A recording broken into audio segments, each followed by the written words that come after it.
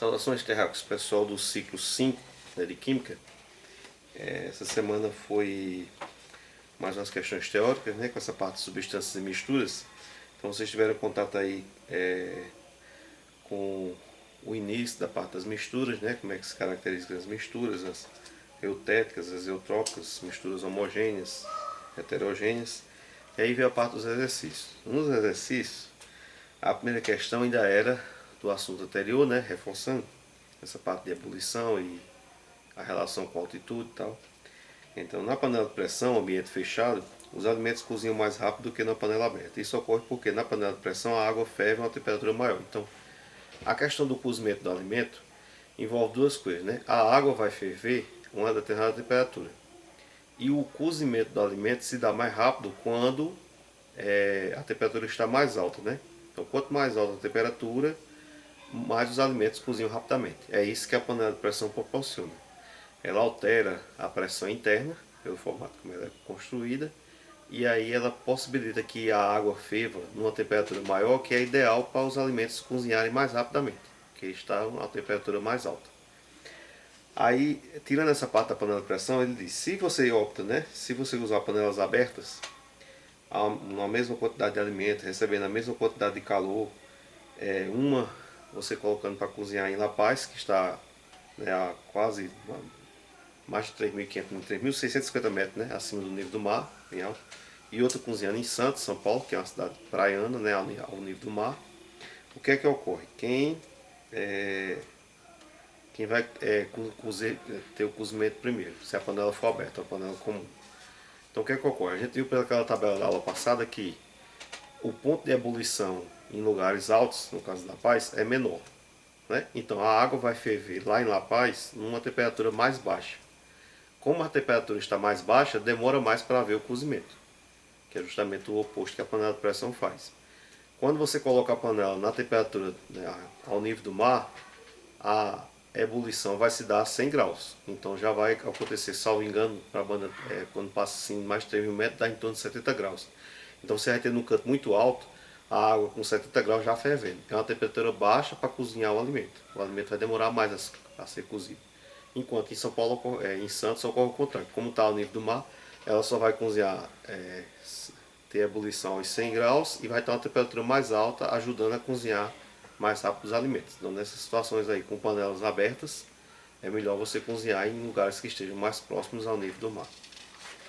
Na segunda questão, você tem uma tabela com algumas substâncias e o ponto de fusão, né, é onde a substância se derrete, e o ponto de ebulição, que é onde ela evapora. Aí marcava para você dizer a 50 graus Celsius quem estava em estado líquido, ou seja, quem havia derretido, mas também não tinha evaporado ainda. Aí a primeira opção, você tem cloro. O que é que ocorre com o cloro? Na tabela você vê que o ponto onde o cloro se funde é menos 101 graus Celsius. Então ali ele virou líquido. Mas em menos 34, né, que você tem o menos 101, o negativo ocorre ao contrário, né? Você está no negativo lá embaixo, onde ele estava congelado, aí ele se fundiu, derreteu a 101 e depois vai subindo até chegar no zero e continuar, né? Então quando chegou já em menos 34, ele já vira estado gasoso. Então o cloro não pode estar nessa condição de estar em estado líquido a 50 graus. Já elimina a A e a B, porque as duas falam de cloro. Na C você tem o flúor, aí é a mesma situação. O flúor ele se derrete com 219 graus negativos, mas ele vira vapor com 188 graus negativos, né? Então você também não vai ter flúor líquido a 50 graus Celsius. Ele já vai ter evaporado. Elimina a C. Aí resta a D. Na D você tem o bromo.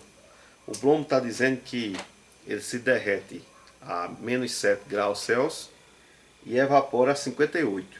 Então ele está nessa faixa. Entre menos 7 e 58 ele vai estar na forma líquida. Então em 50 graus ele está líquido. Aí o mercúrio derrete com menos 38 e só evapora com 356 graus. Então ele também está nessa faixa dos 50 graus, ele vai estar em estado líquido, né? Tanto que é muito mais rápido, é muito mais fácil na natureza encontrar mercúrio em estado líquido. Que repare que ele precisa de quase 400 graus para poder evaporar. Na letra E seria mercúrio de novo e iodo mas o iodo não bate porque o iodo com 113 graus é que ele se funde. E em 184 ele já evapora. Então se você encontrar o iodo a 50 graus, ele vai estar em estado sólido. Então você marca aí letra D, que é bromo e mercúrio. Na terceira você tem, analisa cada mistura e classifica conforme o número de fases. Então monofásica é o que? É aquele tipo de mistura que quando os reagentes que estão ali dentro fazem o contato, você não consegue, depois da mistura estar feita, identificar, né? A não ser com alguns testes, por exemplo, uma água com sal, quando você toma, você sente um gosto diferente no paladar, sabe que tem água na água, mas você não consegue identificar, só por isso que existe sal, que parece que fica uma coisa homogênea.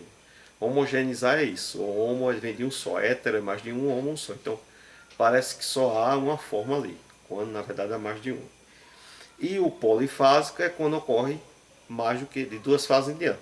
Tem o bifásico, o trifásico, que é duas fases, três fases, assim por diante. A gente colocou poli porque passou de uma, as outras são as poli. Agora tem poli com duas, com três, com quatro e assim vai. Okay?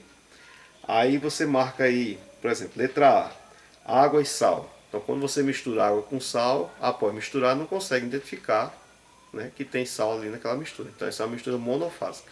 Parece que fica uma coisa só. Okay? Água e serragem. Você não vai conseguir misturar a serragem, por mais que você faça lá, né, a centrífuga mistura, vai ficar a serragem, depois ela vai se assentar no fundo. Então água e serragem é polifásica. Água e álcool também, quando você mistura, não vai conseguir identificar quem é a água e quem é o álcool. Então é monofásica. Água, açúcar e areia. Então água com açúcar você mistura, mas a areia não, né? Vai ser polifásico. Ela vai sempre ficar ali depois se acomodar no fundo da mistura. Água, sal, óleo e areia. Então água com óleo também, a gente vai ver que ao final você não vai ter como juntar. Você vai identificar que existe o óleo ali e que existe a água, porque eles não se misturam. Então a primeira é mono, a letra B é polifásica, a letra C mono, letra D poli e letra E poli. Ok? Espero que com essa questão agora das aulas online melhore a questão do interesse dessa interação entre a gente, vocês tirarem dúvidas, né? Paz e bênção a todos e uma boa semana.